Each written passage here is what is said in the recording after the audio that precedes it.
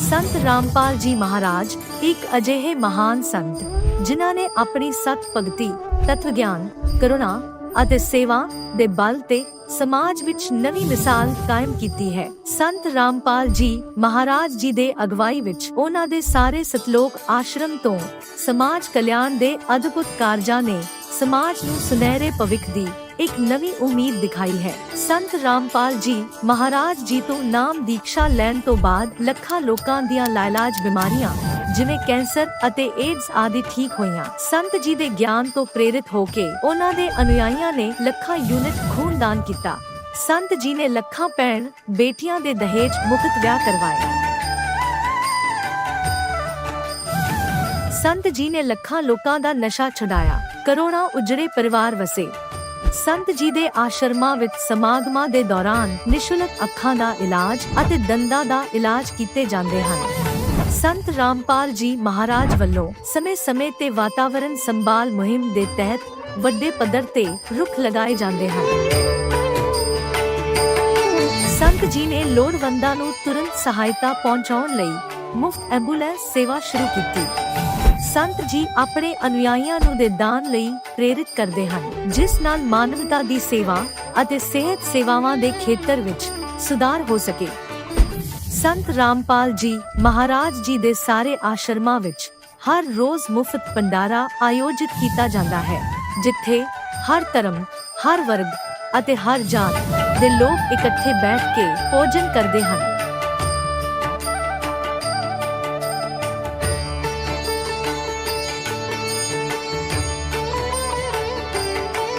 ਸੰਤ ਰਾਮਪਾਲ ਜੀ ਮਹਾਰਾਜ ਦੇ ਆਸ਼ਰਮਾਂ ਵਿੱਚ ਹਜ਼ਾਰਾਂ ਬਜ਼ੁਰਗਾਂ ਨੂੰ ਸਨਮਾਨ ਅਤੇ ਪਿਆਰ ਨਾਲ ਜੀਵਨ ਜਿਉਣ ਦਾ ਮੌਕਾ ਮਿਲਦਾ ਹੈ। ਉਹਨਾਂ ਦੇ ਖਾਣ, ਰਹਿਣ ਅਤੇ ਸਿਹਤ ਦੀ ਪੂਰੀ ਜ਼ਿੰਮੇਵਾਰੀ ਸੰਤ ਰਾਮਪਾਲ ਜੀ ਮਹਾਰਾਜ ਚੱਕਦੇ ਹਨ। ਅਨਾਥ ਬੱਚਿਆਂ ਲਈ ਸੰਤ ਰਾਮਪਾਲ ਜੀ ਮਹਾਰਾਜ ਦੇ ਸਾਰੇ ਆਸ਼ਰਮ ਕਿਸੇ ਵਰਦਾਨ ਤੋਂ ਘੱਟ ਨਹੀਂ ਹਨ। ਇੱਥੇ ਉਹਨਾਂ ਨੂੰ ਪੜ੍ਹਾਈ, ਸੰਸਕਾਰ ਅਤੇ ਭਵਿੱਖ ਲਈ ਬਿਹਤਰ ਮੌਕੇ ਪ੍ਰਦਾਨ ਕੀਤੇ ਜਾਂਦੇ ਹਨ। ਚਾਹੇ ਹੜ੍ਹ ਹੋਵੇ, ਭੂਚਾਲ ਹੋਵੇ ਜਾਂ ਮਹਾਮਾਰੀ, ਸੰਤ ਰਾਮਪਾਲ ਜੀ ਮਹਾਰਾਜ ਅਤੇ ਉਹਨਾਂ ਦੇ ਅਨੁਯਾਈ ਲੋੜਵੰਦਾਂ ਲਈ ਸਭ ਤੋਂ ਅੱਗੇ ਖੜੇ ਰਹਿੰਦੇ ਹਨ। ਕੋਵਿਡ ਮਹਾਮਾਰੀ ਦੇ ਦੌਰਾਨ ਸੰਤ ਰਾਮਪਾਲ ਜੀ ਮਹਾਰਾਜ ਦੇ ਆਸ਼ਰਮਾਂ ਤੋਂ ਕਰੋੜਾਂ ਲੋਕਾਂ ਲਈ ਖਾਣਾ, ਦਵਾਈਆਂ ਅਤੇ ਜੀਵਨ ਰੱਖਿਅਕ ਸਮੱਗਰੀ ਉਪਲਬਧ ਕਰਵਾਈ ਗਈ। ਚਾਹੇ ਗਰੀਬਾਂ ਦੀ ਮਦਦ ਹੋਵੇ ਜਾਂ ਸ਼ੋਸ਼ਿਤ ਅਤੇ ਪੀੜਿਤ ਵਰਗ ਦੇ ਹੱਕਾਂ ਅਤੇ ਸਨਮਾਨ ਦੀ ਲੜਾਈ, ਸੰਤ ਰਾਮਪਾਲ ਜੀ ਮਹਾਰਾਜ ਨੇ ਹਮੇਸ਼ਾ ਹੀ ਉਹਨਾਂ ਦੀ ਦਬੀ ਆਵਾਜ਼ ਨੂੰ ਸਰਕਾਰਾਂ ਤੱਕ ਪਹੁੰਚਾਇਆ ਹੈ ਅਤੇ ਉਹਨਾਂ ਨੂੰ ਉਚਿਤ ਨਿਆਂ ਦਿਵਾਉਣ ਵਿੱਚ ਅਹਿਮ ਭੂਮਿਕਾ ਨਿਭਾਈ ਹੈ। ਸਮਾਜ ਵਿੱਚ ਅਧਿਆਤਮਿਕ ਅਤੇ ਸਮਾਜਿਕ ਮੁੱਲਾਂ ਪ੍ਰਤੀ ਜਾਗਰੂਕਤਾ ਲਿਆਉਣ ਲਈ ਸੰਤ ਰਾਮਪਾਲ ਜੀ ਮਹਾਰਾਜ ਹਰ ਕਦਮ ਤੇ ਮਾਨਵਤਾ ਦੇ ਸੱਚੇ ਸੇਵਕ ਸਾਬਤ ਹੋਏ ਹਨ। ਸੰਤ ਰਾਮਪਾਲ ਜੀ ਮਹਾਰਾਜ ਦਾ ਜੀਵਨ ਸਾਨੂੰ ਸਿਖਾਉਂਦਾ ਹੈ ਕਿ ਸੱਚੀ ਸੇਵਾ ਉਹੀ ਸੇਵਾ ਹੈ ਜੋ ਨਿਸਵਾਰਥ ਭਾਵ ਨਾਲ ਕੀਤੀ ਜਾਵੇ। ਆਓ ਅਸੀਂ ਵੀ ਇਸ ਸੇਵਾ ਦੇ ਮਹਾਨ ਕਾਰਜ ਵਿੱਚ ਇਸ ਮਹਾਨ ਸੰਤ ਨਾਲ ਜੁੜੀਏ ਅਤੇ ਸੰਤ ਰਾਮਪਾਲ ਜੀ ਮਹਾਰਾਜ ਤੋਂ ਨਾਮ ਉਪਦੇਸ਼ ਲੈ ਕੇ ਆਪਣੇ ਜੀਵਨ ਨੂੰ ਧਨ ਬਣਾਈਏ।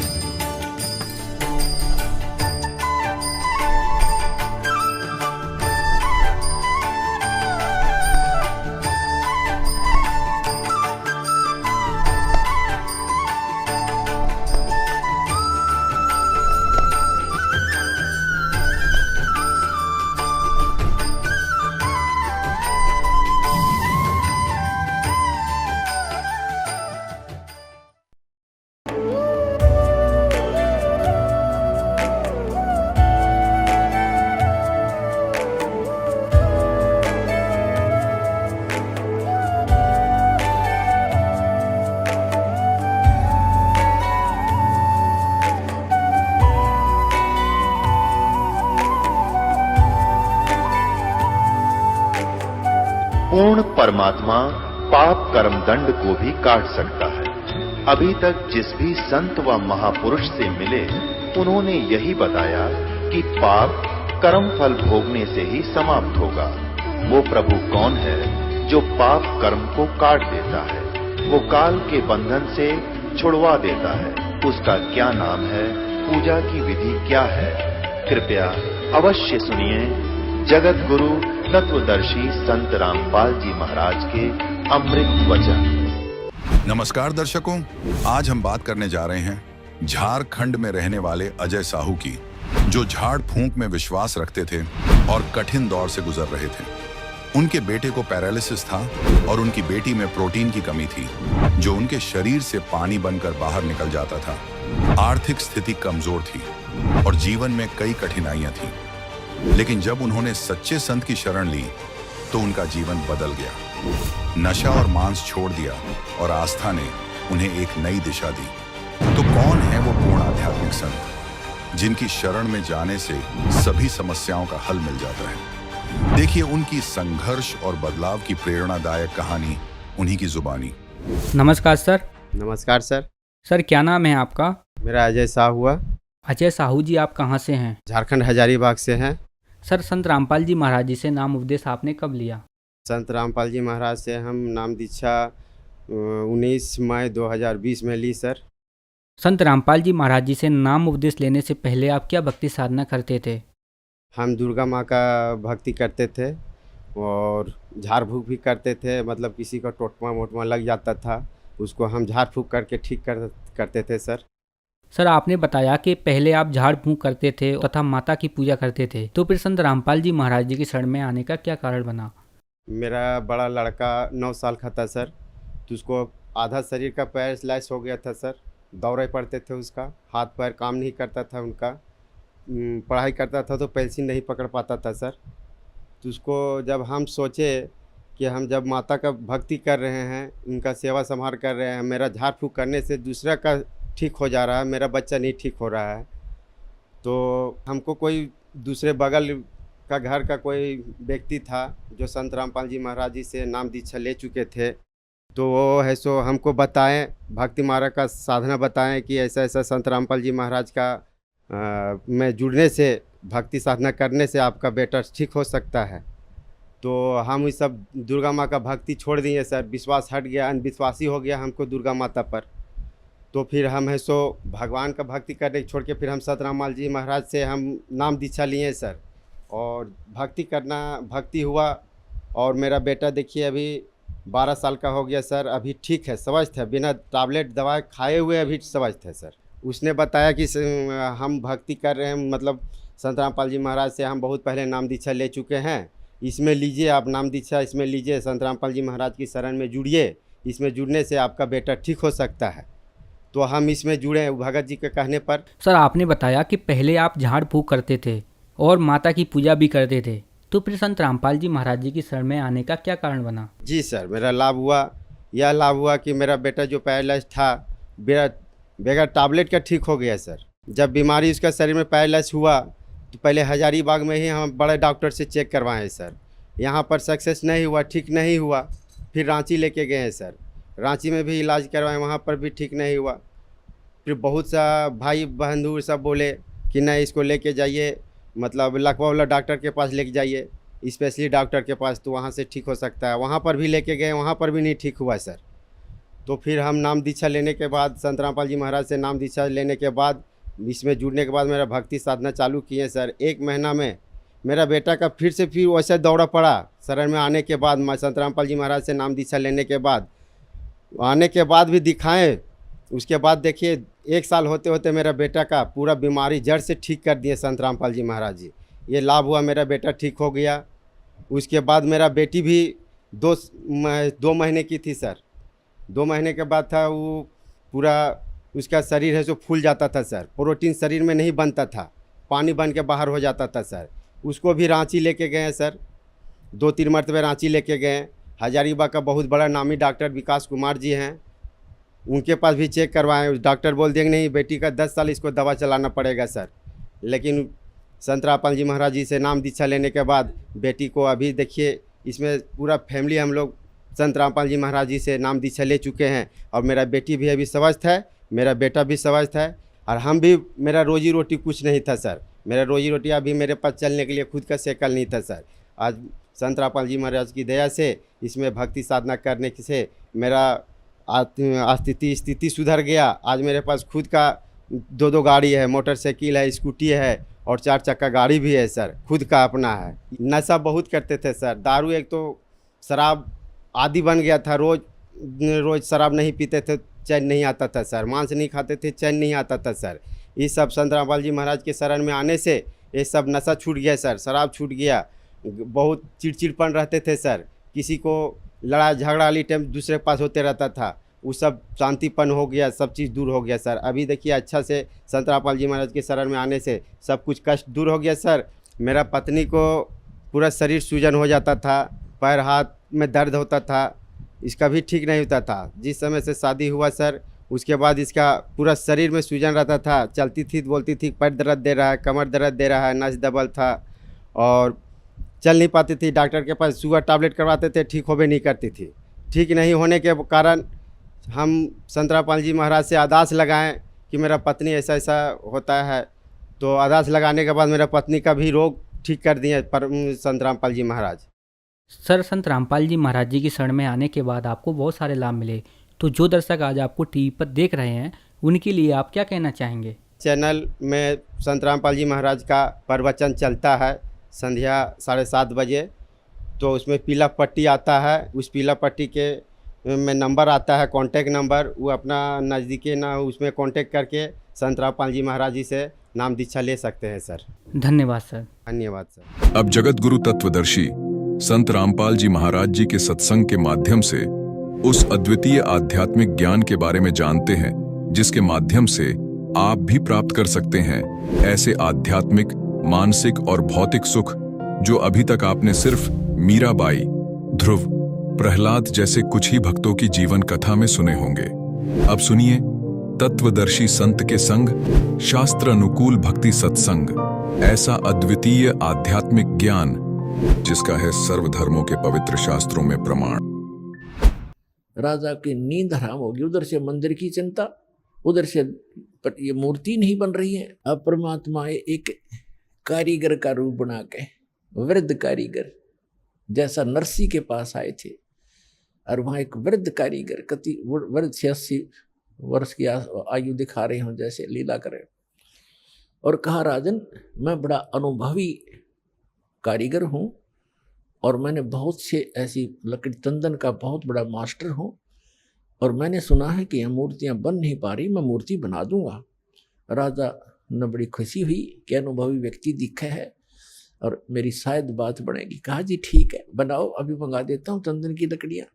कहने लगा मुझे एक कमरे में बंद कर दो, जब तक ये मूर्ति ना बन जाए मैं बाहर नहीं निकलूंगा, वैसे नहीं बनेंगी ये मूर्तियाँ, और अब बनने के बाद मैं अपने आप आ जाऊंगा, चिंता मत करना, और तुम बीच में मुझे डिस्टर्ब ना करना, डिस्टर्ब करोगे तो मूर्ति जो कि तो जितनी बन चुकी होंगी उतनी रह जाएंगी।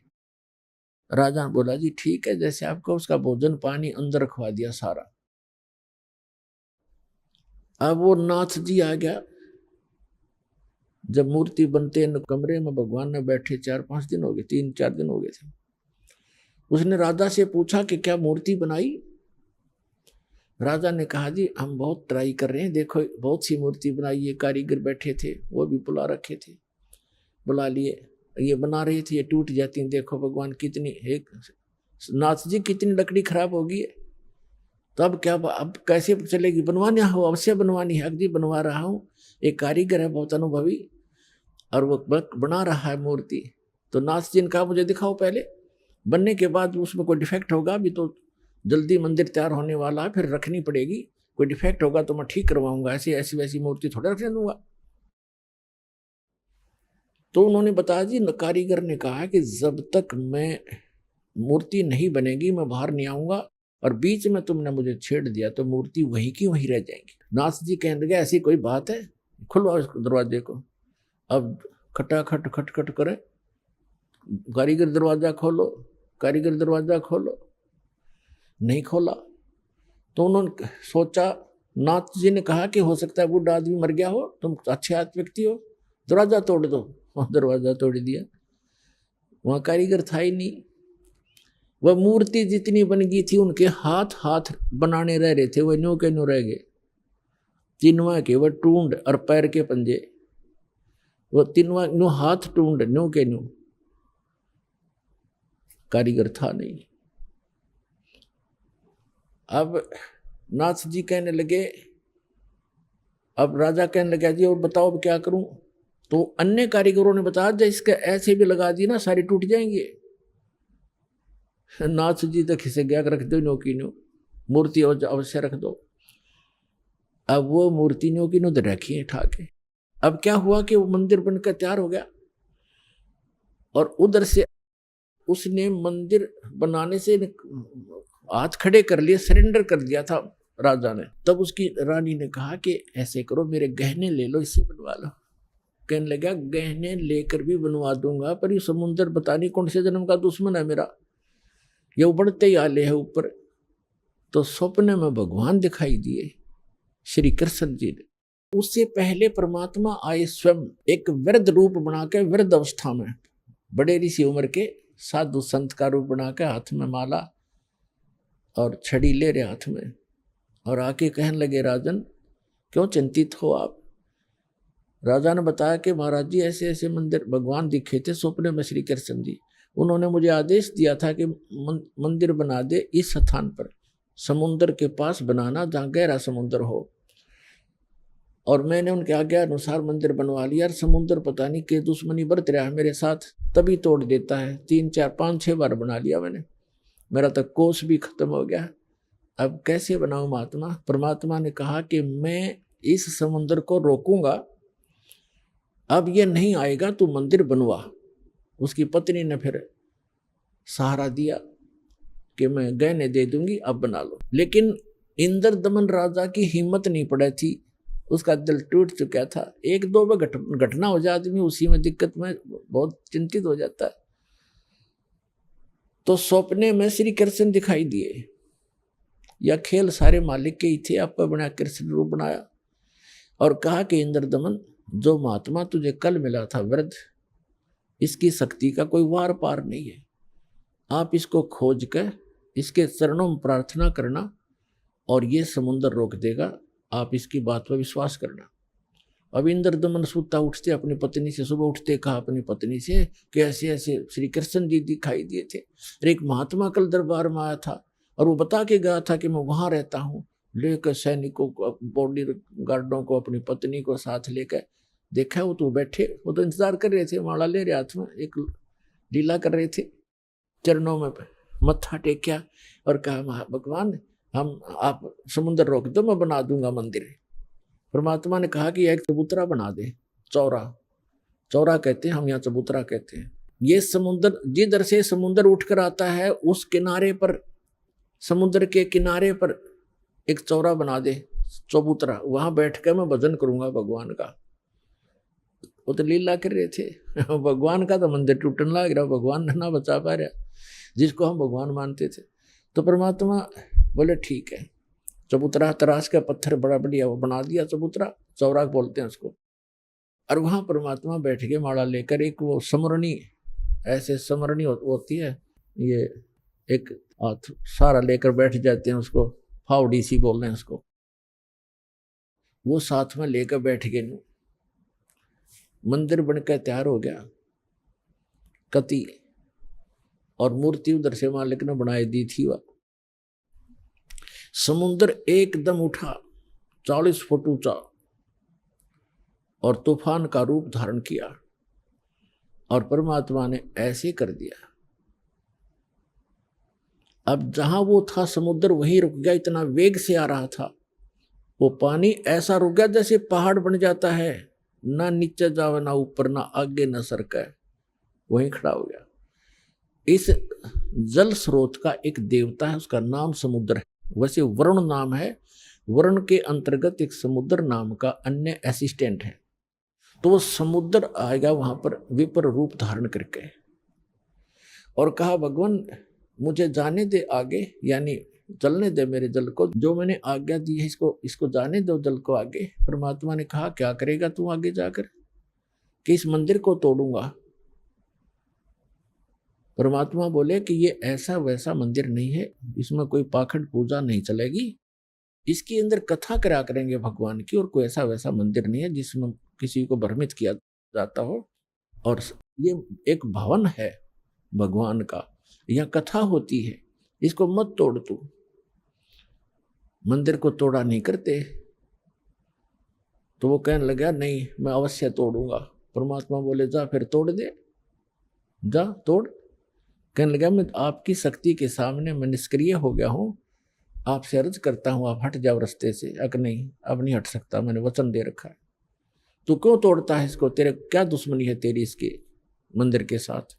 तब समुद्र ने कहा कि जब ये श्री कृष्ण, ये जगन्नाथ श्री राम रूप में था, इसने मेरी बेइज्जती करी थी, इसने मुझे डरा धमकाया था, अग्नि बाण दिखाया था, मेरी इंसल्ट करी थी, उसका बदला लूंगा, इसको खत्म करूंगा, नहीं बनने दूंगा इसका यहाँ पर।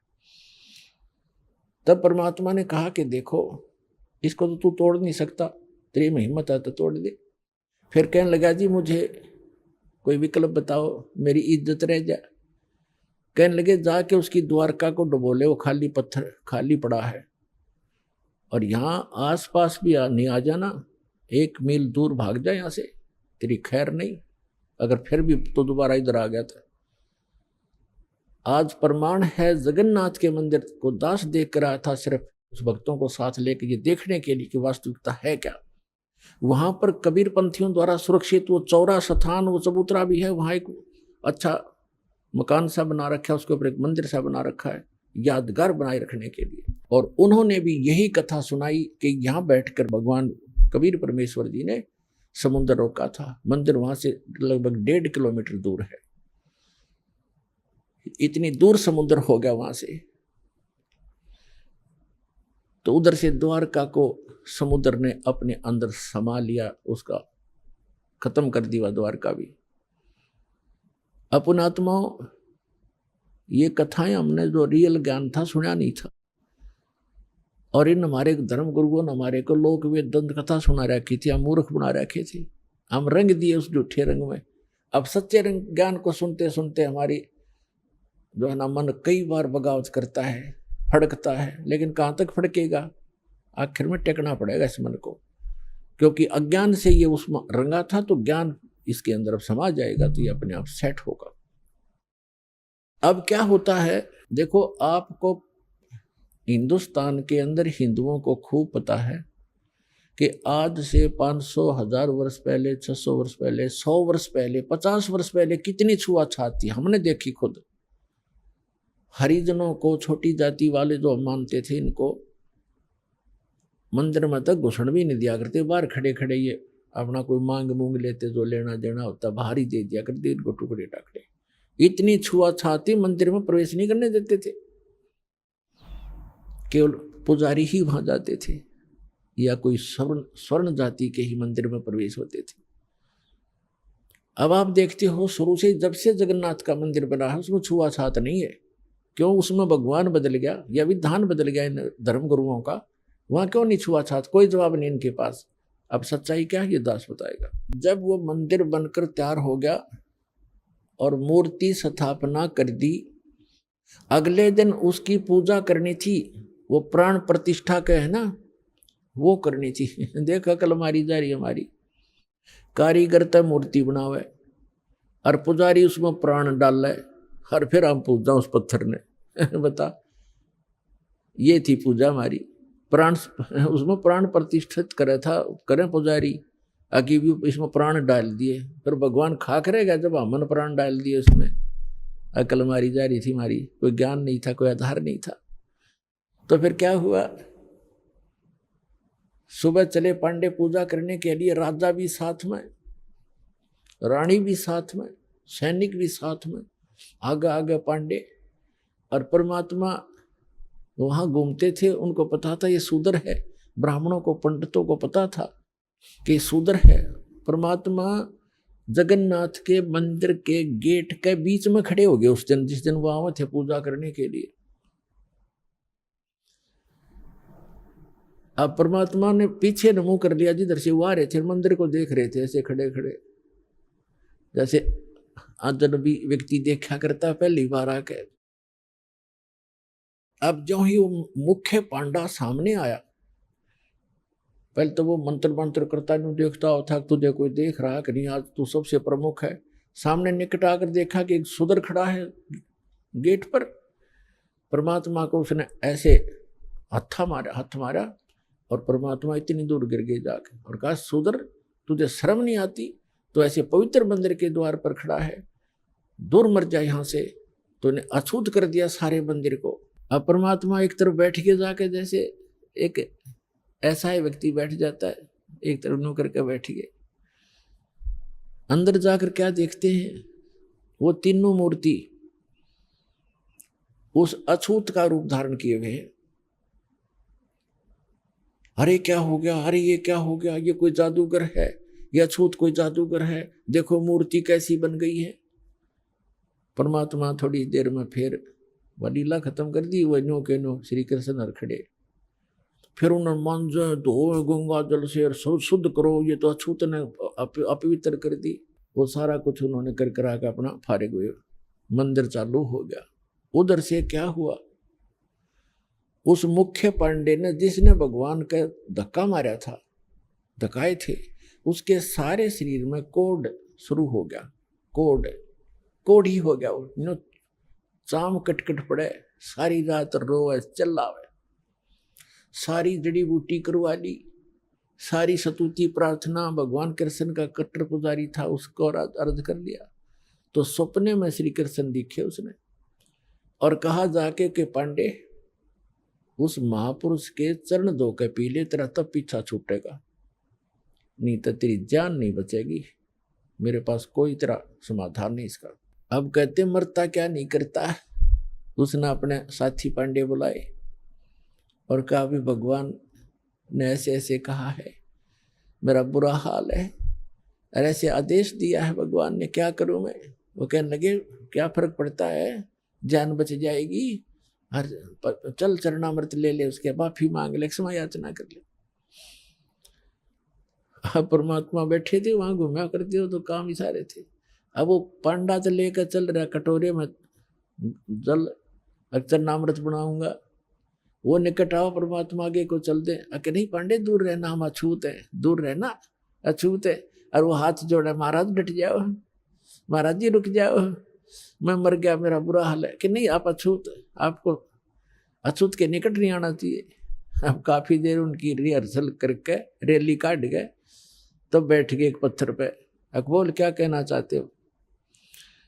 उन्होंने कहा जी ऐसे ऐसे मुझे कोढ़ लग गया, मेरा कुछ समाधान बताओ, आपके चरण धोकर पीऊंगा, श्री कृष्ण जी ने बताया है। परमात्मा बोले चरण धोने बात अच्छी बात है, लेकिन केवल चरण धोने कर पीने से नहीं बनेगी बात।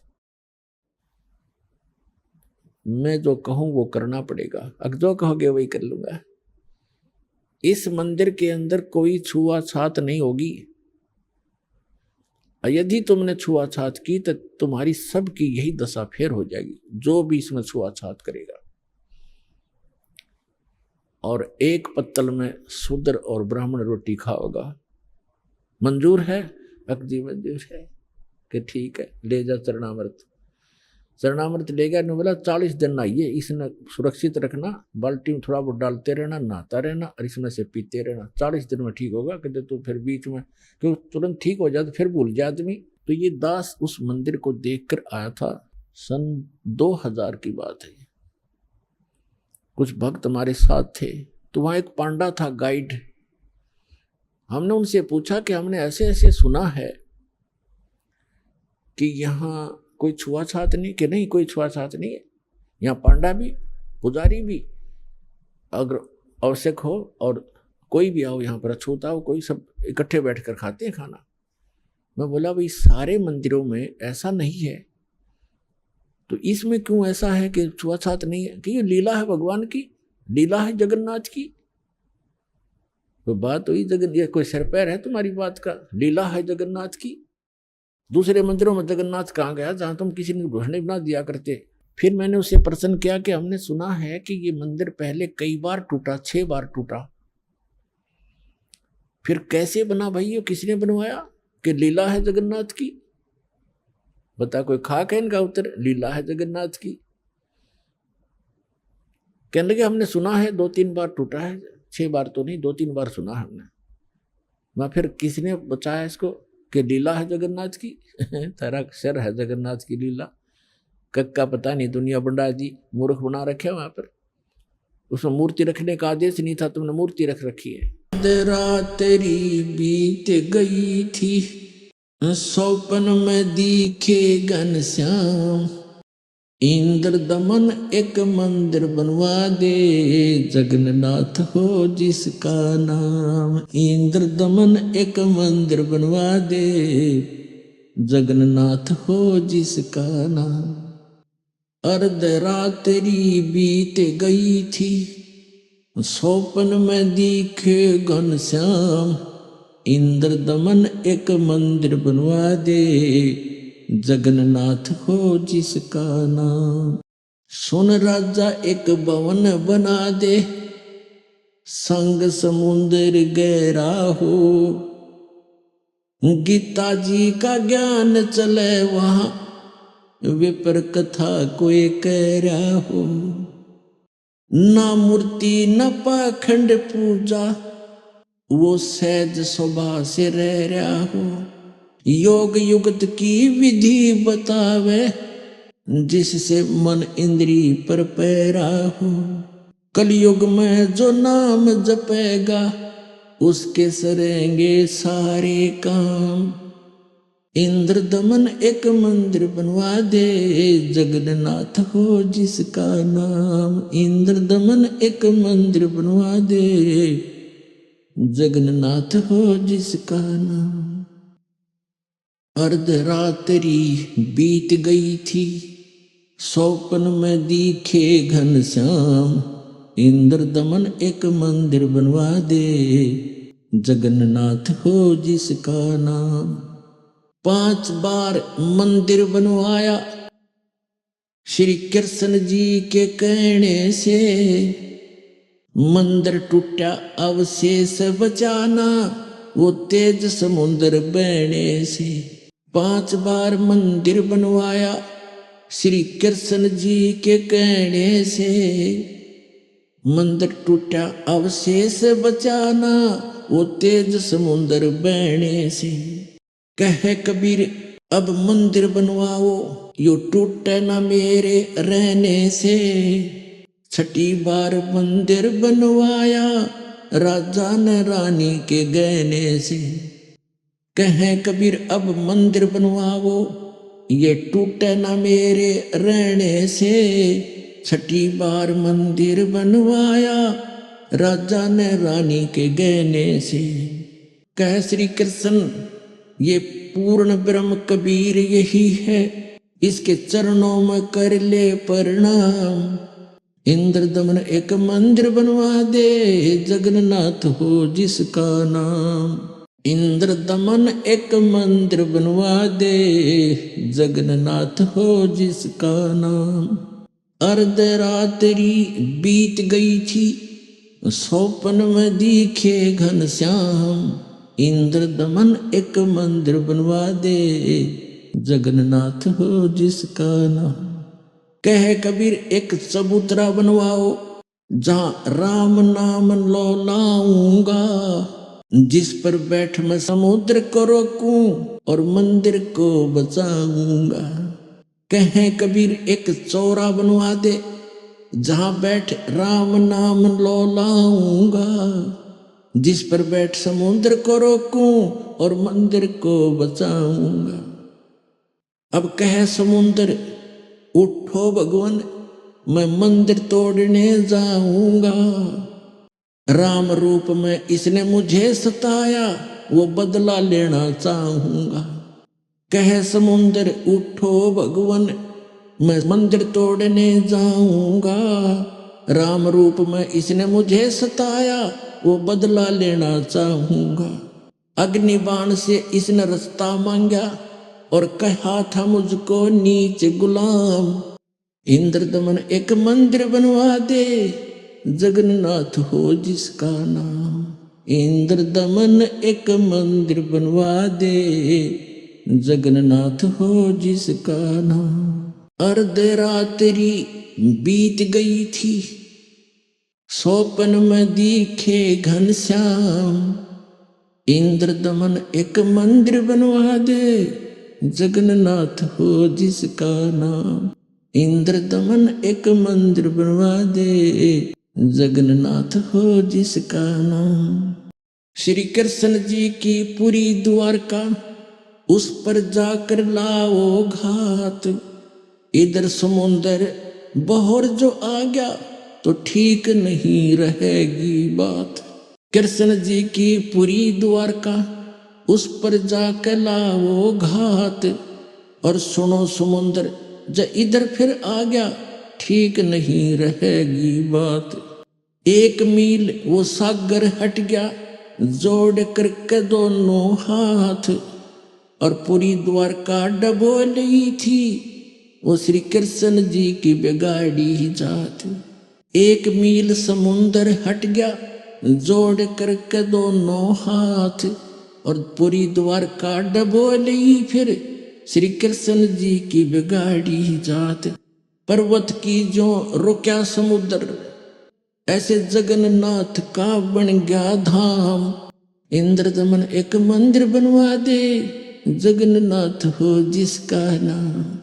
इंद्रदमन एक मंदिर बनवा दे जगन्नाथ हो जिसका नाम। अर्धरात्रि बीत गई थी सौपन में दिखे घनश्याम। इंद्रदमन एक मंदिर बनवा दे जगन्नाथ हो जिसका नाम। इंद्रदमन एक मंदिर बनवा दे जगन्नाथ हो जिसका नाम।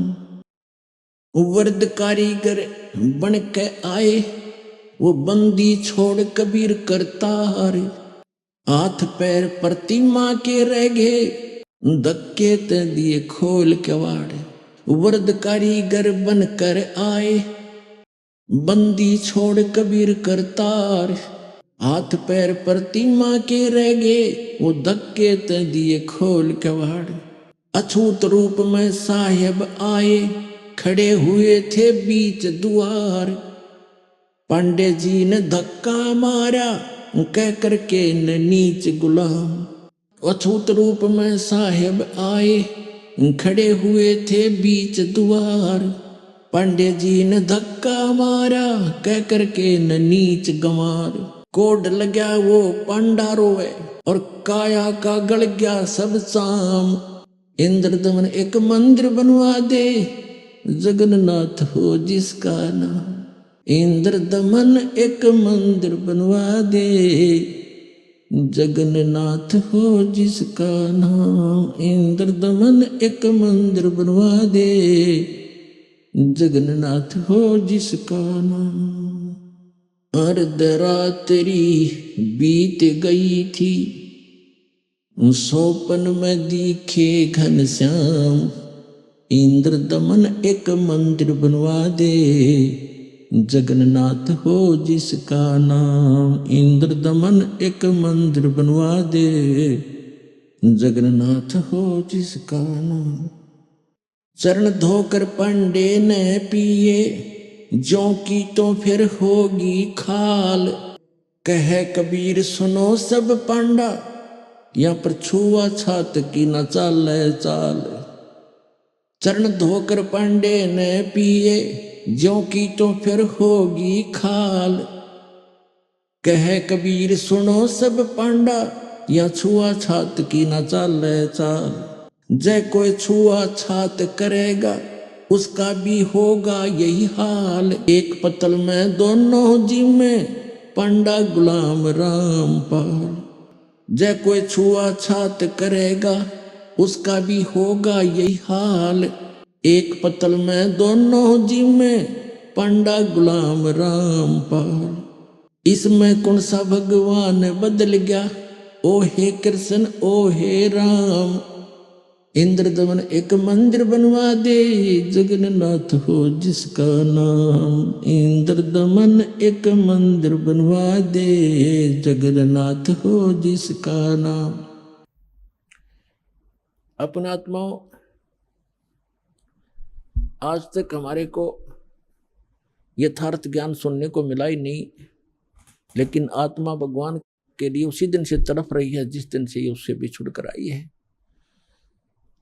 और आज परमात्मा ने उस ज्ञान को ऐसा निखारा है, ऐसा उभारा है कि अब इस कलयुग में ये कोई भी इसको उलझा नहीं सकेगा, मिटा नहीं सकेगा। और जिनको भगवान की भक्ति करनी होगी वो भक्त पार बहुत आसानी से हो जाएंगे, क्योंकि अभी तक हमें दिशा ठीक मिली नहीं थी।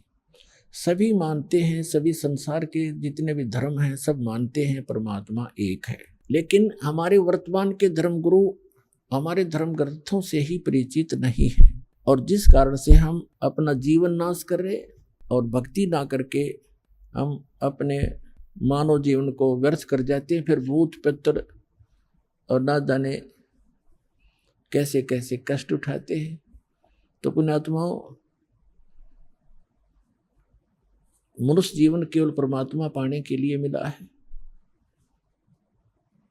और जब तक हमें सतगुरु नहीं मिलेंगे, सच्चा ज्ञान नहीं मिलेगा और कंप्लीट कोर्स ऑफ वर्शिप नहीं मिलेगा, तब तक हम चाहे कितना प्रयत्न भी करें, भक्ति भी करें, दान भी करें और चाहे अन्य कोई भी तीर्थ भी करते रहे, उससे कोई लाभ नहीं होगा। अपने आत्मा परमात्मा की लीला, परमात्मा की महिमा में लिखा हुआ है। परमात्मा लीला भी ऐसे ही करते हैं और हमारे सदग्रंथ भी उसको सेकंड करते हैं, उसका प्रमाणित करते हैं, समर्थन करते हैं। क्योंकि हम जितने भी धार्मिक जो धर्म बने हुए हैं और जितने धार्मिक व्यक्ति हैं, प्रत्येक अपने अपने सदग्रंथों को सही सत्य मानते हैं। हिंदू धर्म के अनुयायी अपने पुराणों को, अपने वेदों को, अपनी श्रीमद् भगवद गीता को, इनको सबको कति सत्य मानते हैं और बिल्कुल सत्य हैं, लेकिन हमें ज्ञान उसके विपरीत प्राप्त है। ऐसे ही पवित्र मुसलमान धर्म के धर्मगुरु अपनी कुरान शरीफ को अद्वितीय बुक मानते हैं, अल्लाह का कलाम, भगवान का वर्ड, भगवान की वाणी मानते हैं, लेकिन वो उसे परिचित नहीं है। और इसी प्रकार पवित्र ईसाई धर्म के जितने भी व्यक्ति हैं, अपने पवित्र बाइबल 3 पवित्र बुकों का संग्रह है, जिसमें एक है तौरेत, दूसरी जंबूर और तीसरी इंजिल। इन तीनों को इकट्ठा जल्द करके इसको बाइबल कहा गया है। और इसमें प्रथम ही यानी उस तौरेत के अंदर उत्पत्ति ग्रंथ है, उसके अंदर पहले अध्याय में लिखा है कि परमात्मा ने मनुष्य सब सृष्टि और रचना करके पृथ्वी बना के जल जंतु सब बना करके उसके बाद मनुष्य कहा कि मैं अपने जैसा बनाऊंगा। अभी आपने सुने संत रामपाल जी महाराज के मंगल प्रवचन। आइए अब सुनते हैं संत रामपाल जी महाराज से नाम दीक्षा लेकर सतभक्ति करके अद्भुत लाभ प्राप्त करने वाले अनुयायी के विचार। नमस्कार जी। नमस्कार जी। ਸਾਡੇ ਦਰਸ਼ਕਾਂ ਨੂੰ ਆਪਣੇ ਬਾਰੇ ਦੱਸੋ। ਮੇਰਾ ਨਾਮ ਨਵਦੀਪ ਸਿੰਗਲਾ ਹੈ, ਮੈਂ ਧੂਰੀ ਪੰਜਾਬ ਤੋਂ ਹਾਂ ਤੇ ਮੈਂ ਇੱਕ ਪੇਸ਼ੇ ਤੋਂ ਇੱਕ ਐਡਵੋਕੇਟ ਹਾਂ ਤੇ ਅੱਜ ਕੱਲ ਮੈਂ ਪੰਜਾਬ ਟੈਕਸੇਸ਼ਨ ਡਿਪਾਰਟਮੈਂਟ ਵਿੱਚ ਜੌਬ ਕਰਦਾ ਜੀ। ਨਵਦੀਪ ਜੀ, ਸੰਤ ਰਾਮਪਾਲ ਜੀ ਮਹਾਰਾਜ ਜੀ ਤੋਂ ਨਾਮ ਦੀਕਸ਼ਾ ਲੈਣ ਤੋਂ ਪਹਿਲਾਂ ਤੁਸੀਂ ਕਿਹੜੀ ਭਗਤੀ ਸਾਧਨਾ ਕਰਦੇ ਸੀ? ਸੰਤ ਰਾਮਪਾਲ ਜੀ ਮਹਾਰਾਜ ਤੋਂ ਨਾਮ ਦੀਕਸ਼ਾ ਲੈਣ ਤੋਂ ਪਹਿਲਾਂ, ਜਿਵੇਂ ਕਿ ਮੈਂ ਇੱਕ ਹਿੰਦੂ ਪਰਿਵਾਰ ਨੂੰ ਬਿਲੋਂਗ ਕਰਦਾ, ਤਾਂ ਸਾਡੇ ਘਰੇ ਦੇਵੀ ਦੇਵਤਿਆਂ ਦੀ ਪੂਜਾ, ਜਿਵੇਂ ਦੀਵਾਲੀ, ਦੁਸ਼ਹਿਰਾ ਸੀ, ਇਹ ਮਨਾਉਂਦੇ ਸੀ। ਰਾਮ ਕ੍ਰਿਸ਼ਨ, ਸ਼ਿਵ ਜੀ, ਮੈਂ ਹਨੂਮਾਨ ਜੀ ਦੀ ਬਹੁਤ ਭਗਤੀ ਕਰਦਾ ਸੀ। ਅਤੇ ਪੰਜਾਬ ਵਿੱਚ ਪੈਦਾ ਹੋਣ ਕਰਕੇ ਮੇਰੀ ਗੁਰੂ ਨਾਨਕ ਦੇਵ ਜੀ ਦੇ ਵਿੱਚ ਵੀ ਬਹੁਤ ਆਸਥਾ ਸੀ। ਉਹਨਾਂ ਦਾ ਗਿਆਨ ਮੈਂ ਬਚਪਨ ਤੋਂ ਸਕੂਲਾਂ 'ਚ ਪੜ੍ਹਦਾ ਆ ਰਿਹਾ ਸੀ ਅਤੇ ਗੁਰੂ ਨਾਨਕ ਦੇਵ ਜੀ ਦੀ ਸਿੱਖਿਆਵਾਂ ਅਤੇ ਗੁਰਬਾਣੀ ਦੇ ਵਿੱਚ ਵੀ ਮੇਰਾ ਬਹੁਤ ਇੰਟਰਸਟ ਸੀ। ਮੈਂ ਗੁਰਦੁਆਰੇ ਵੀ ਜਾਂਦਾ ਸੀ। ਇਸ ਤੋਂ ਇਲਾਵਾ ਸਾਡਾ ਪਰਿਵਾਰ ਇੱਕ ਜੈਨ ਧਰਮ ਨਾਲ ਵੀ ਜੁੜਿਆ ਹੋਇਆ ਸੀ, ਤਾਂ ਸਾਡੇ ਘਰੇ ਜੈਨੀ ਸੰਤ ਵੀ ਆਉਂਦੇ ਸੀ, ਜੋ ਸ਼ਵੇਤਾਂਬਰ ਸੰਤ ਹੁੰਦੇ ਨੇ, ਜੋ ਮੂੰਹ 'ਤੇ ਚਿੱਟੀ ਪੱਟੀ ਬੰਨ੍ਹਦੇ ਨੇ, ਉਹ ਵੀ ਸਾਡੇ ਘਰੇ ਆਉਂਦੇ ਸੀ। ਅਤੇ ਮੇਰੀ ਵੀ ਧਾਰਮਿਕ ਬਹੁਤ ਪ੍ਰਵਿਰਤੀ ਸੀ। ਮੈਂ ਪਰਮਾਤਮਾ ਵਿੱਚ ਬਹੁਤ ਮੇਰੀ ਰੁਚੀ ਸੀ। ਮੈਂ ਹਰ ਰੋਜ਼ ਮੰਦਰ ਜਾਂਦਾ ਸੀ ਅਤੇ ਮੰਗਲਵਾਰ ਨੂੰ ਸਪੈਸ਼ਲ ਮੈਂ ਹਨੂਮਾਨ ਜੀ ਦਾ ਮੱਥਾ ਟੇਕਣ ਲਈ ਮੰਦਰ ਜਾਂਦਾ ਸੀਗਾ। ਜਿਵੇਂ ਕਿ ਤੁਸੀਂ ਦੱਸਿਆ ਵੀ ਤੁਸੀਂ ਹਿੰਦੂ ਧਰਮ ਵਿੱਚ ਤੁਹਾਡਾ ਜਨਮ ਸੀ, ਤੁਸੀਂ ਮੰਦਿਰਾਂ ਦੇ ਵਿੱਚ ਵੀ ਜਾਂਦੇ ਸੀਗੇ, ਤੁਹਾਡਾ ਗੁਰੂ ਨਾਨਕ ਦੇਵ ਜੀ ਦੇ ਵਿੱਚ ਵੀ ਵਿਸ਼ੇਸ਼ ਆਸਥਾ ਸੀਗੀ ਅਤੇ ਜੈਨ ਧਰਮ ਦੇ ਨਾਲ ਵੀ ਤੁਸੀਂ ਗਿਆਨ ਰੱਖਦੇ ਸੀਗੇ। ਫਿਰ ਤੁਹਾਡਾ ਸੰਤ ਰਾਮਪਾਲ ਜੀ ਮਹਾਰਾਜ ਜੀ ਦੀ ਸ਼ਰਨ ਦੇ ਵਿੱਚ ਆਉਣਾ ਕਿਵੇਂ ਬਣਿਆ? ਸਰ, ਜਦੋਂ ਮੈਂ ਹਿੰਦੂ ਧਰਮ ਦਾ ਹੁੰਦੇ ਹੋਏ, ਜਦੋਂ ਮੈਂ ਗੁਰੂ ਨਾਨਕ ਦੇਵ ਜੀ ਦੀ ਬਾਣੀ ਵੀ ਕਿਤਾਬਾਂ ਵਿੱਚ ਪੜ੍ਹਦਾ ਸੀ ਜਾਂ ਉਹਨਾਂ ਦੀ ਸਿੱਖਿਆਵਾਂ ਪੜ੍ਹਦਾ ਸੀ, ਤਾਂ ਮੇਰੇ ਮਨ ਵਿੱਚ ਕੁਐਸਚਨ ਆਉਂਦਾ ਸੀ ਕਿ ਗੁਰੂ ਨਾਨਕ ਦੇਵ ਜੀ ਕੁਛ ਹੋਰ ਕਹਿ ਰਹੇ ਨੇ ਅਤੇ ਜੋ ਅਸੀਂ ਹਿੰਦੂ ਧਰਮ 'ਚ ਕਰ ਰਹੇ ਹਾਂ ਉਹ ਉਹਨਾਂ ਦੀ ਸਿੱਖਿਆਵਾਂ ਤੋਂ ਅਸੀਂ ਬਿਲਕੁਲ ਉਲਟ ਕਰ ਰਹੇ ਹਾਂ। ਤਾਂ ਉਹ ਗੱਲਾਂ ਮੇਰੇ ਦਿਮਾਗ 'ਚ ਆਉਂਦੀਆਂ ਸੀ, ਲੇਕਿਨ ਮੈਂ ਫਿਰ ਸੋਚਦਾ ਸੀ ਚਲੋ ਜਿਵੇਂ ਦੁਨੀਆ ਕਰ ਰਹੀ ਹੈ ਆਪਾਂ ਵੀ ਉਵੇਂ ਹੀ ਕਰਨਾ ਹੈ। ਤਾਂ ਹੋਇਆ ਕਿ ਮੇਰੇ ਦਾਦਾ ਜੀ ਇੱਕ ਰਾਧਾ ਸਵਾਮੀ ਪੰਥ ਨਾਲ ਜੁੜੇ ਹੋਏ ਸੀ। ਤਾਂ ਮੇਰੇ ਦਾਦਾ ਜੀ ਨੂੰ ਇੱਕ ਸਾਡੇ ਧੂਰੀ ਸ਼ਹਿਰ ਦੇ ਇੱਕ ਫੌਜੀ ਨੇ, ਜਿਹਦਾ ਨਾਮ ਰਜਿੰਦਰ ਪੁਰੀ ਸੀ, ਉਹਨੇ ਕਿਤਾਬ ਦਿੱਤੀ। ਸੰਤ ਰਾਮਪਾਲ ਜੀ ਦੀ ਕਿਤਾਬ ਪੁਸਤਕ ਸੀਗੀ, ਜਿਹਦਾ ਨਾਮ ਸੀਗਾ ਪਰਮੇਸ਼ਵਰ ਦਾ ਸਾਰ ਸੰਦੇਸ਼। ਤਾਂ ਜਿਵੇਂ ਹੀ ਮੇਰੇ ਦਾਦਾ ਜੀ, ਜੋ ਕਿ 25 ਤੋਂ 30 ਸਾਲ ਮਤਲਬ ਕਿ ਕੱਟੜ ਰਾਧਾ ਸਵਾਮੀ ਸੀ, ਉਹਨਾਂ ਨੂੰ ਉਹ ਪੁਸਤਕ ਮਿਲੀ, ਉਹਨਾਂ ਨੇ ਉਹ ਪੁਸਤਕ ਪੜ੍ਹੀ। ਤਾਂ ਉਹਨਾਂ ਨੇ ਮੇਰੇ ਪਿਤਾ ਜੀ ਨੂੰ ਕਿਹਾ ਕਿ ਵੀ, ਮੇਰੇ ਪਿਤਾ ਜੀ ਨਾਮ ਸੁਰਿੰਦਰ ਹੈ, ਉਹਨਾਂ ਨੂੰ ਕਿਹਾ ਕਿ ਸੁਰਿੰਦਰ ਮੈਨੂੰ ਇਸ ਸੰਤ ਕੋਲ ਲੈ ਜਾ, ਕਿ ਮੈਂ ਇਸ ਸੰਤ ਤੋਂ ਨਾਮ ਦੀਕਸ਼ਾ ਲੈਣਾ ਚਾਹੁੰਦਾ, ਕਿ ਮੈਂ ਆਪਣਾ ਗੁਰੂ ਬਦਲਣਾ ਚਾਹੁੰਦਾ। ਤਾਂ ਮੇਰੇ ਪਿਤਾ ਜੀ ਨੇ ਮੇਰੇ ਦਾਦਾ ਜੀ ਨੂੰ ਕਿਹਾ ਕਿ ਕੀ ਗੱਲ ਹੋ ਗਈ, ਵੀ ਤੇਰੇ ਜਿਹੜੇ ਬਾਬਾ ਰਾਧਾ ਸਵਾਮੀ ਆ ਉਹਦੇ ਵਿੱਚ ਕੀ ਕਮੀ ਹੈ, ਵੀ ਸਾਰੀ ਜ਼ਿੰਦਗੀ ਤੈਨੇ ਉੱਥੇ ਲਾਤੀ, ਹੁਣ ਤੂੰ ਸੰਤ ਰਾਮਪਾਲ ਜੀ ਮਹਾਰਾਜ ਕੋਲ ਕਿਉਂ ਜਾਣਾ ਚਾਹੁੰਦਾ ਹੈ। ਤਾਂ ਮੇਰੇ ਦਾਦਾ ਜੀ ਨੇ ਕਿਹਾ ਕਿ ਇਹ ਸੰਤ ਪੂਰਾ ਸੰਤ ਹੈ, ਤੇ ਇਹ ਸੰਤ ਹੈ, ਇਸ ਕੋਲ PhD ਲੈਵਲ ਦਾ ਗਿਆਨ ਹੈ। ਜਿਹੜਾ ਰਾਧਾ ਸਵਾਮੀ ਪੰਥ ਦੇ ਸੰਤ ਨੇ, ਉਹਨਾਂ ਕੋਲ ਤਾਂ ਸਿਰਫ 10ਵੀਂ ਕਲਾਸ ਤੱਕ ਦਾ ਗਿਆਨ ਹੈ। ਤਾਂ ਮੇਰੇ ਪਿਤਾ ਜੀ ਵੀ ਹੈਰਾਨ ਹੋਏ। ਮੇਰੇ ਪਿਤਾ ਜੀ ਮੇਰੇ ਦਾਦਾ ਜੀ ਨੂੰ ਲੈ ਕੇ ਗਏ, ਉਹਨਾਂ ਦੋਨਾਂ ਨੇ ਦੀਕਸ਼ਾ ਲਈ। ਤਾਂ ਸਾਡੇ ਘਰੇ ਮੈਂ ਉਦੋਂ ਪੜ੍ਹਦਾ ਹੁੰਦਾ ਸੀ, ਮੈਂ MBA ਕਰਦਾ ਸੀ ਲਵਲੀ ਪ੍ਰੋਫੈਸ਼ਨਲ ਯੂਨੀਵਰਸਿਟੀ ਦੇ ਵਿੱਚ। ਤਾਂ ਉਦੋਂ ਮੈਨੂੰ ਸੰਤ ਰਾਮਪਾਲ ਜੀ ਬਾਰੇ ਪਤਾ ਲੱਗਿਆ, ਕਿਉਂਕਿ ਮੇਰੇ ਪਿਤਾ ਜੀ ਤੇ ਮੇਰੇ ਦਾਦਾ ਜੀ ਨੇ ਨਾਮ ਦੀਕਸ਼ਾ ਲਈ। ਤਾਂ ਮੈਨੇ ਵੀ ਸੰਤ ਰਾਮਪਾਲ ਜੀ ਦੀ ਕੁਝ ਪੁਸਤਕਾਂ ਨੂੰ ਪੜ੍ਹਨਾ ਸ਼ੁਰੂ ਕੀਤਾ। ਤਾਂ ਜਦੋਂ ਮੈਂ ਹਨੂਮਾਨ ਜੀ ਦਾ ਭਗਤ ਸੀ, ਮੈਨੇ ਸੰਤ ਰਾਮਪਾਲ ਜੀ ਦੀ ਪੁਸਤਕ ਦੇ ਵਿੱਚ ਹਨੂਮਾਨ ਜੀ ਦੀ ਕਥਾ ਪੜ੍ਹੀ, ਫਿਰ ਮੈਂ ਕ੍ਰਿਸ਼ਨ ਜੀ ਦੀ ਕਥਾ ਪੜ੍ਹੀ। ਉਹ ਪੁਸਤਕ ਦੇ ਵਿੱਚ ਜਦੋਂ ਮੈਂ ਕਥਾ ਪੜ੍ਹੀ ਤਾਂ ਮੈਂ ਬਹੁਤ ਜ਼ਿਆਦਾ ਪ੍ਰਭਾਵਿਤ ਹੋਇਆ ਕਿ ਮੈਂ ਹਨੂਮਾਨ ਜੀ ਅਤੇ ਕ੍ਰਿਸ਼ਨ ਜੀ ਬਾਰੇ ਕੀ ਸੋਚਣਾ। ਤੇ ਸੰਤ ਰਾਮਪਾਲ ਜੀ ਨੇ ਆਪਣੀ ਪੁਸਤਕ ਦੇ ਵਿੱਚ ਜੋ ਲਿਖਿਆ ਸੀ, ਉਸ ਦੇ ਆਧਾਰ ਤੇ ਮੈਨੂੰ ਪਤਾ ਲੱਗਿਆ ਕਿ ਹਨੂਮਾਨ ਜੀ ਤਾਂ ਖੁਦ ਇੱਕ ਭਗਤ ਸੀ, ਤੇ ਕ੍ਰਿਸ਼ਨ ਜੀ ਜਿਨ੍ਹਾਂ ਨੂੰ ਮੈਂ ਪਰਮਾਤਮਾ ਮੰਨਦਾ ਸੀ, ਤੇ ਉਹਨਾਂ ਦੇ ਯਾਦਵ ਕੁਲ ਦਾ ਨਾਸ਼ ਕਿਵੇਂ ਹੋਇਆ, ਇਹ ਸਾਰੀ ਚੀਜ਼ਾਂ ਉਹ ਪੁਸਤਕ ਦੇ ਵਿੱਚ ਲਿਖੀਆਂ ਹੋਈਆਂ ਸੀ। ਤਾਂ ਉਹ ਚੀਜ਼ਾਂ ਜਦੋਂ ਮੈंने ਪੜ੍ਹੀਆਂ, ਮੈਂ ਬਹੁਤ ਜ਼ਿਆਦਾ ਹੈਰਾਨ ਹੋਇਆ ਵੀ ਮੈਂ ਤਾਂ ਇਹਨਾਂ ਨੂੰ ਪਰਮਾਤਮਾ ਮੰਨਦਾ ਸੀ, ਤੇ ਸੰਤ ਰਾਮਪਾਲ ਜੀ ਕਹਿ ਰਹੇ ਨੇ ਕਿ ਇਹਨਾਂ ਤੋਂ ਉੱਪਰ ਪਰਮਾਤਮਾ ਕੋਈ ਹੋਰ ਹੈ, ਤੇ ਉਹ ਉਸਦਾ ਨਾਮ ਕਬੀਰ ਹੈ। ਤਾਂ ਮੈਂ ਜਦੋਂ ਉਹ ਚੀਜ਼ਾਂ ਪੜ੍ਹੀਆਂ, ਡਿਟੇਲ 'ਚ ਹੋ ਗਿਆ, ਤਾਂ ਸੰਤ ਰਾਮਪਾਲ ਜੀ ਮਹਾਰਾਜ ਨੇ ਇਹ ਵੀ ਦੱਸਿਆ ਕਿ ਨਾਨਕ ਜੀ ਦੇ ਵਿੱਚ ਮੇਰੀ ਬਹੁਤ ਆਸਥਾ ਸੀ। ਬਾਬਾ ਨਾਨਕ ਜੀ ਨੂੰ ਵੀ ਵੇਈ ਨਦੀ ਤੇ ਕਬੀਰ ਪਰਮਾਤਮਾ ਮਿਲੇ, ਜਿਨ੍ਹਾਂ ਨੇ ਉਹਨਾਂ ਨੂੰ 3 ਦਿਨ ਸਤਲੋਕ ਯਾਨੀ ਕਿ ਸੱਚਖੰਡ ਲੈ ਕੇ ਗਏ। ਤਾਂ ਉੱਥੇ ਮੈਨੂੰ ਹੋਰ ਲੱਗਿਆ ਕਿ ਹੋ ਸਕਦਾ ਹੈ ਕਿ ਬਾਬਾ ਨਾਨਕ ਨੂੰ ਵੀ ਕਬੀਰ ਸਾਹਿਬ ਨੇ ਗਿਆਨ ਦਿੱਤਾ ਹੋਵੇ, ਤੇ ਉਹਨਾਂ ਦੇ ਗੁਰੂ ਵੀ ਕਬੀਰ ਸਾਹਿਬ ਹੋਣ। ਤਾਂ ਮੇਰੀ ਉਸ ਗਿਆਨ ਦੇ ਵਿੱਚ ਰੁਚੀ ਬਣੀ। ਤਾਂ ਜਿਵੇਂ ਕਿ ਮੈਂ ਹਰ ਰੋਜ਼ ਮੰਦਰ ਜਾਂਦਾ ਸੀ, ਤਾਂ ਮੇਰੀ ਉਹ ਮੰਦਰ ਦੇ ਵਿੱਚ ਆਸਥਾ ਘਟਦੀ ਗਈ। ਤਾਂ ਮੈਂ ਸੰਤ ਰਾਮਪਾਲ ਜੀ ਮਹਾਰਾਜ ਦਾ ਗਿਆਨ ਗਹਿਰਾਈ ਤੋਂ ਪੜ੍ਹਦਾ ਗਿਆ। ਕੁਝ ਐਸਾ ਸਮੇਂ ਆ ਗਿਆ 2-3 ਮਹੀਨਿਆਂ ਦੇ ਵਿੱਚ ਕਿ ਮੈਂ ਮੰਦਰ ਜਾਣਾ, ਬਲਕਿ ਮੇਰੀ ਆਸਥਾ ਖਤਮ ਹੋ ਗਈ ਮੰਦਰ ਦੇ ਵਿੱਚ। ਮੈਂ ਸੰਤ ਰਾਮਪਾਲ ਜੀ ਮਹਾਰਾਜ ਔਰ ਕਬੀਰ ਸਾਹਿਬ ਨੂੰ ਮੰਨਣ ਲੱਗ ਗਿਆ। ਮੇਰੇ ਪਿਤਾ ਜੀ ਮੈਨੂੰ ਕਹਿੰਦੇ ਸੀ ਕਿ ਤੂੰ ਨਾਮ ਦੀਕਸ਼ਾ ਲੈ ਲੈ, ਲੇਕਿਨ ਮੈਂ ਉਦੋਂ ਪੜ੍ਹਦਾ ਸੀ, 22 ਜਾਂ 23 ਸਾਲ ਦੀ ਉਮਰ ਸੀ। ਉਦੋਂ ਮੈਂ ਆਪਣੇ ਪਿਤਾ ਜੀ ਨੂੰ ਕਿਹਾ ਕਿ ਦੇਖੋ ਜੀ, ਮੈਂ ਫਿਲਮਾਂ ਔਰ ਗਾਣੇ ਨਹੀਂ ਛੱਡ ਸਕਦਾ, ਮੇਰੀ ਕੋਈ ਉਮਰ ਨਹੀਂ ਹੈ ਭਗਤੀ ਕਰਨ ਦੀ। ਠੀਕ ਹੈ, ਗੁਰੂ ਜੀ ਦਾ ਗਿਆਨ ਸਹੀ ਹੈ, ਕਬੀਰ ਸਾਹਿਬ ਪਰਮਾਤਮਾ ਨੇ, ਮੈਂ ਪਰਮਾਤਮਾ ਉਹਨਾਂ ਨੂੰ ਉਹਦੇ ਮਨ 'ਚ ਧਾਰ ਲਿਆ, ਲੇਕਿਨ ਮੈਂ ਨਾਮ ਦੀਕਸ਼ਾ ਨਹੀਂ ਲੈ ਸਕਦਾ, ਕਿਉਂਕਿ ਮੇਰੀ ਖੇਡਣ ਖਾਣ ਪੀਣ ਦੀ ਉਮਰ ਹੈ, ਤੇ ਮੈਂ ਭਗਤੀ ਕਰਾਂਗੇ ਜਦੋਂ ਬੁਢਾਪੇ 'ਚ ਕਰਾਂਗੇ।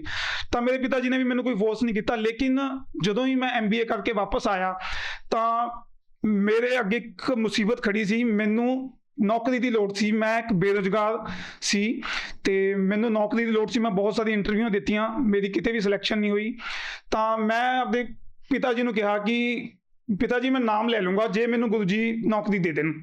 ਮੈंने ਇੱਕ ਸ਼ਰਤ ਰੱਖੀ ਸੰਤ ਰਾਮਪਾਲ ਜੀ ਮਹਾਰਾਜ ਦੇ ਅੱਗੇ ਕਿ ਜੇ ਮੈਨੂੰ ਸੰਤ ਰਾਮਪਾਲ ਜੀ ਮਹਾਰਾਜ ਨੌਕਰੀ ਦਿਵਾ ਦੇਣ ਤਾਂ ਮੈਂ ਇਹ ਭਗਤੀ ਕਰਾਂਗਾ, ਨਹੀਂ ਤਾਂ ਜੇ ਮੈਨੂੰ ਨੌਕਰੀ ਨਹੀਂ ਮਿਲਦੀ ਤਾਂ ਮੈਂ ਇਹ ਭਗਤੀ ਨਹੀਂ ਕਰਾਂਗਾ। ਤਾਂ ਮੈंने ਨਾਮ ਦੀਕਸ਼ਾ ਲੈ ਲਈ ਜੀ। ਤਾਂ ਸੰਤ ਰਾਮਪਾਲ ਜੀ ਮਹਾਰਾਜ ਨੂੰ ਜਿਵੇਂ ਮੈंने ਚੈਲੰਜ ਕੀਤਾ, ਮੈਨੂੰ ਸੰਤ ਰਾਮਪਾਲ ਜੀ ਮਹਾਰਾਜ ਨੇ 2 ਮਹੀਨਿਆਂ ਦੇ ਅੰਦਰ ਇੱਕ ਪ੍ਰਾਈਵੇਟ ਬੈਂਕ, ਐਕਸਿਸ ਬੈਂਕ ਦੇ ਵਿੱਚ ਨੌਕਰੀ ਮੈਨੂੰ ਮਿਲ ਗਈ।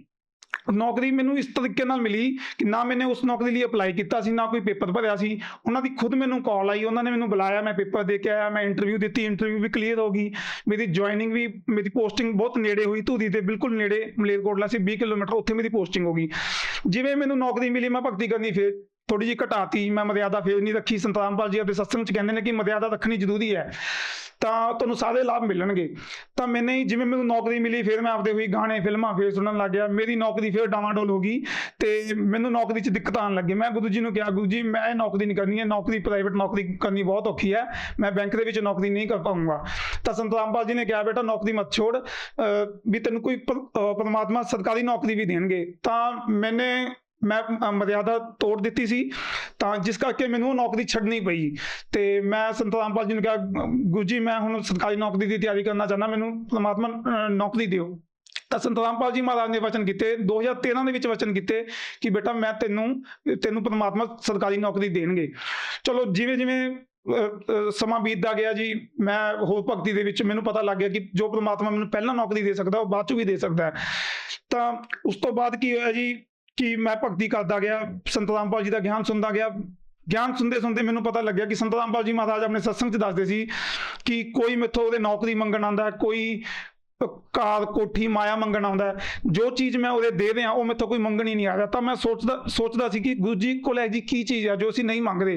ਤਾਂ ਸੰਤ ਰਾਮਪਾਲ ਜੀ ਮਹਾਰਾਜ ਆਪਣੇ ਸਤਸੰਗ 'ਚ ਦੱਸਦੇ ਸੀ ਮੇਰੇ ਕੋਲ ਇੱਕ ਐਸਾ ਮੰਤਰ ਹੈ ਜਿਸ ਦੇ ਨਾਲ ਆਪਣੇ ਜਨਮ ਮਰਨ ਦਾ ਰੋਗ ਖਤਮ ਹੋ ਜਾਂਦਾ ਤੇ ਆਪਾਂ ਨੂੰ ਮੋਕਸ਼ ਦੀ ਪ੍ਰਾਪਤ ਹੁੰਦੀ ਹੈ। ਤਾਂ ਮੈਥੋਂ ਕੋਈ ਮੋਕਸ਼ ਨਹੀਂ ਮੰਗਣ ਆ ਰਿਹਾ, ਅਸਲੀ ਸੌਦਾਗਰ ਮੈਂ ਮੋਕਸ਼ ਦਾ, ਔਰ ਮੈਥੋਂ ਲੋਕ ਕਾਰ ਕੋਠੀ ਨੌਕਰੀ ਇਹ ਚੀਜ਼ਾਂ ਮੰਗਣ ਆ ਰਹੇ ਨੇ। ਤਾਂ ਇਸ ਤਰੀਕੇ ਨਾਲ ਮੈਂ ਸੰਤ ਰਾਮਪਾਲ ਜੀ ਮਹਾਰਾਜ ਦੀ ਸ਼ਰਨ ਵਿੱਚ ਆਇਆ। ਸੰਤ ਰਾਮਪਾਲ ਜੀ ਮਹਾਰਾਜ ਜੀ ਦੀ ਸ਼ਰਨ ਦੇ ਵਿੱਚ ਆਉਣ ਤੋਂ ਬਾਅਦ ਚੋਂ ਤੁਹਾਨੂੰ ਕੀ ਲਾਭ ਪ੍ਰਾਪਤ ਹੋਏ? ਦੇਖੋ ਜੀ, ਸਭ ਤੋਂ ਪਹਿਲਾਂ ਤਾਂ ਜੀ ਮੇਰੀ ਭੈਣ ਨੂੰ ਛਾਤੀ ਦਾ ਕੈਂਸਰ ਡਿਟੈਕਟ ਹੋਇਆ। ਅਸੀਂ PGI ਚੰਡੀਗੜ੍ਹ ਤੋਂ ਉਹਦੀ ਜਾਂਚ ਕਰਾਈ, ਰਿਪੋਰਟਾਂ ਦੇ ਵਿੱਚ ਆ ਗਿਆ ਕਿ ਉਹਨਾਂ ਨੂੰ ਫਸਟ ਸਟੇਜ ਦਾ ਕੈਂਸਰ ਹੈ। ਅਸੀਂ ਬਹੁਤ ਪਰੇਸ਼ਾਨ ਹੋ ਚੁੱਕੇ ਸੀ। ਮੈਨੂੰ ਇਹ ਸੀਗਾ ਕਿ ਉਹਦੇ ਇਲਾਜ ਦੇ ਵਿੱਚ ਮੇਰੇ ਪਿਤਾ ਜੀ ਦੀ ਪਹਿਲਾਂ ਹੀ ਡੈਥ ਹੋ ਚੁੱਕੀ ਸੀ ਤੇ ਮੈਂ ਇਕੱਲਾ ਸੀ ਤੇ ਮੈਨੂੰ ਇਹ ਸੀਗਾ ਕਿ ਉਹਦੇ ਇਲਾਜ ਵਿੱਚ ਮੈਨੂੰ ਬਹੁਤ ਦਿੱਕਤ ਆਉਣਗੀ, ਮੇਰੀ ਦੁਕਾਨ ਵੀ ਬੰਦ ਹੋ ਜਾਏਗੀ ਤੇ ਮੇਰੇ ਘਰੇ ਵੀ ਬਹੁਤ ਦਿੱਕਤ ਆਉਣਗੀ, ਪੈਸਾ ਵੀ ਲੱਗੇਗਾ। ਤੇ ਮੈਂ ਸੰਤ ਰਾਮਪਾਲ ਜੀ ਮਹਾਰਾਜ ਨੂੰ ਅਰਦਾਸ ਕੀਤੀ ਕਿ ਪ੍ਰਮਾਤਮਾ ਇਹਨੂੰ ਠੀਕ ਕਰੋ, ਨਹੀਂ ਤਾਂ ਤੁਹਾਡਾ ਭਗਤ ਸੇਵਾ ਤੋਂ ਵੀ ਜਾਏਗਾ ਔਰ ਮੇਰਾ ਸਾਰੀ ਲਾਈਫ ਪੂਰੀ ਡਿਸਟਰਬ ਹੋ ਜਾਏਗੀ। ਤਾਂ ਪ੍ਰਮਾਤਮਾ ਨੇ ਐਸੀ ਦਇਆ ਕੀਤੀ। ਅਸੀਂ 7-8 ਵਾਰ PGI ਚੰਡੀਗੜ੍ਹ ਗਏ, ਉੱਥੇ ਚੱਕਰ ਲੱਗੇ। ਉਹਦੀ ਸਰਜਰੀ ਛੋਟੀ ਜਿਹੀ ਸਰਜਰੀ ਹੋਈ, ਜਦਕਿ ਡਾਕਟਰਾਂ ਨੇ ਬਹੁਤ ਵੱਡੀ ਸਰਜਰੀ ਕਿਹਾ ਸੀ। ਉਹਦੀ ਛੋਟੀ ਜਿਹੀ ਸਰਜਰੀ ਹੋਈ ਪ੍ਰਮਾਤਮਾ ਦੀ ਦਇਆ ਨਾਲ। ਲੇਕਿਨ ਉਸ ਸਰਜਰੀ ਤੋਂ ਬਾਅਦ ਡਾਕਟਰਾਂ ਨੇ ਖੁਦ ਕਿਹਾ ਕਿ ਤੁਹਾਨੂੰ ਕੋਈ ਵੀ ਕੈਂਸਰ ਨਹੀਂ ਹੈ। ਜਿਹੜੇ ਡਾਕਟਰ ਖੁਦ ਪਹਿਲਾਂ ਕਹਿ ਰਹੇ ਸੀ ਤੁਹਾਡੀ ਕੈਮੋਥੈਰੇਪੀ ਰੇਡੀਓਥੈਰੇਪੀ ਹੋਏਗੀ, ਉਹੀ ਡਾਕਟਰਾਂ ਨੇ ਕਿਹਾ ਕਿ ਤੁਹਾਡੀ ਕੋਈ ਥੈਰੇਪੀ ਨਹੀਂ ਹੋਏਗੀ ਤੇ ਤੁਹਾਡੀ ਲਾਈਫ ਬਿਲਕੁਲ ਸੇਵ ਹੈ। ਮੇਰੀ ਸਿਸਟਰ ਨੂੰ ਪ੍ਰਮਾਤਮਾ ਨੇ ਜੀਵਨ ਦਾਨ ਦਿੱਤਾ। ਇਸ ਤੋਂ ਇਲਾਵਾ ਮੈਨੂੰ ਹੋਰ ਬਹੁਤ ਲਾਭ ਮਿਲੇ, ਜਿਵੇਂ ਕਿ मैंने एक अपना छोटा सा बिजनेस किया।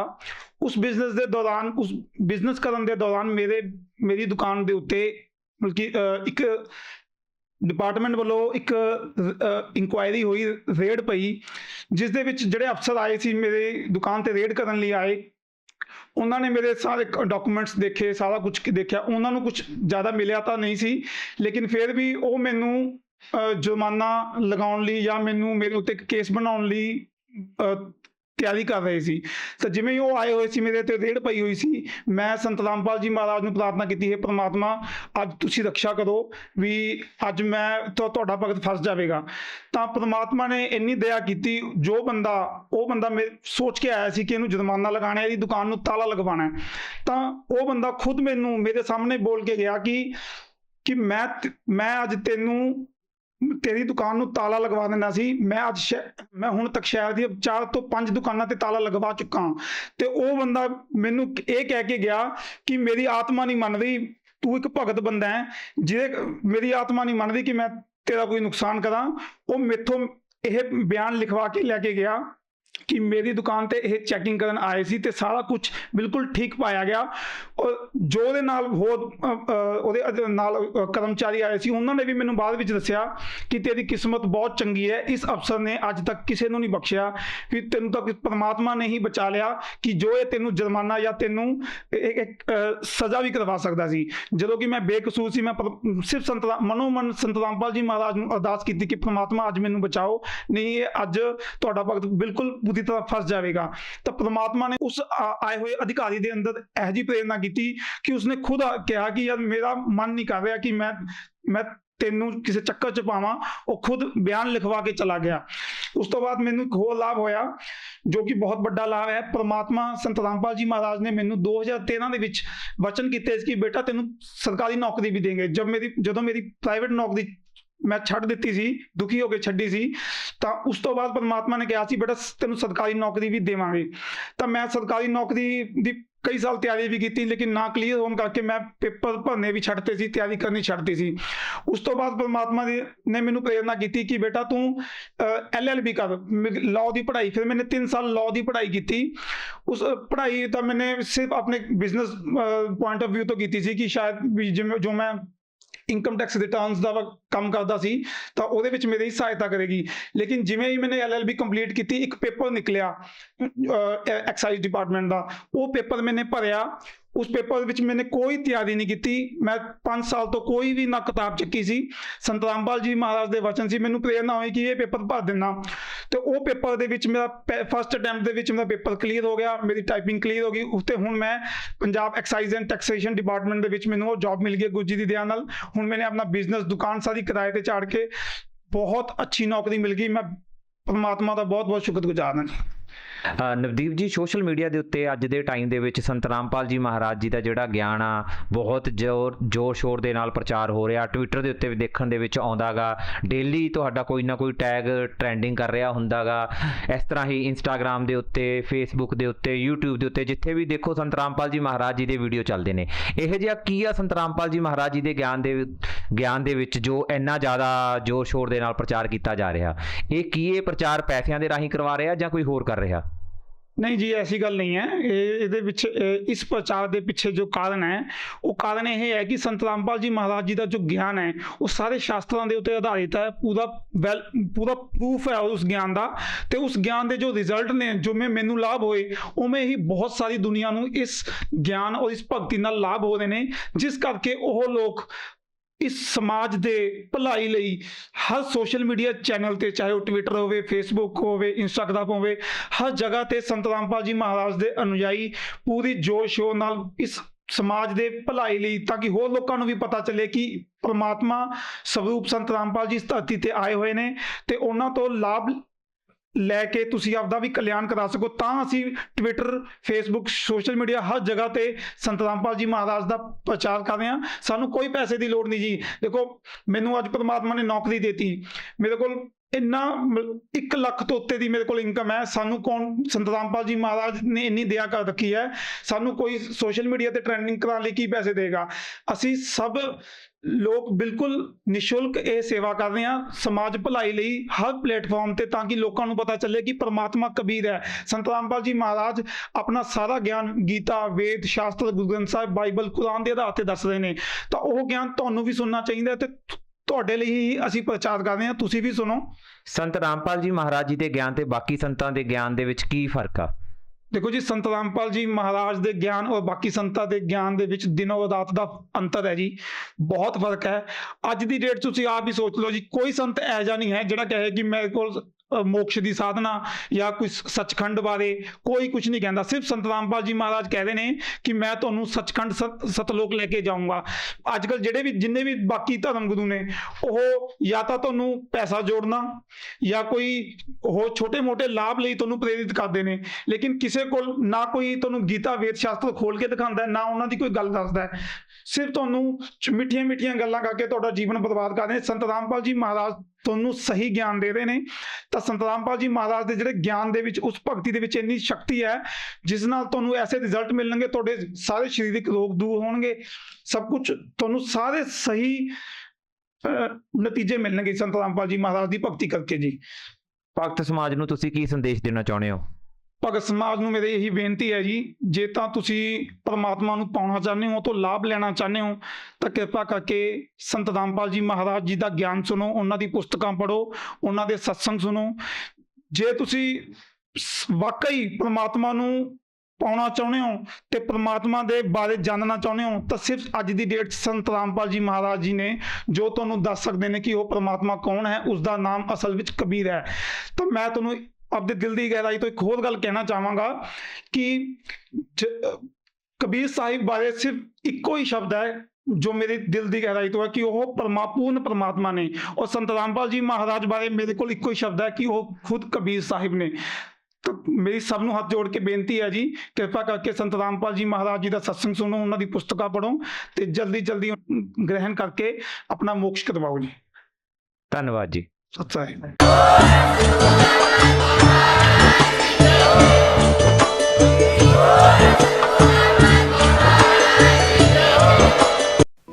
आप सुन रहे थे जगत गुरु तत्वदर्शी संत रामपाल जी महाराज के मंगल प्रवचन। अधिक जानकारी के लिए संपर्क करें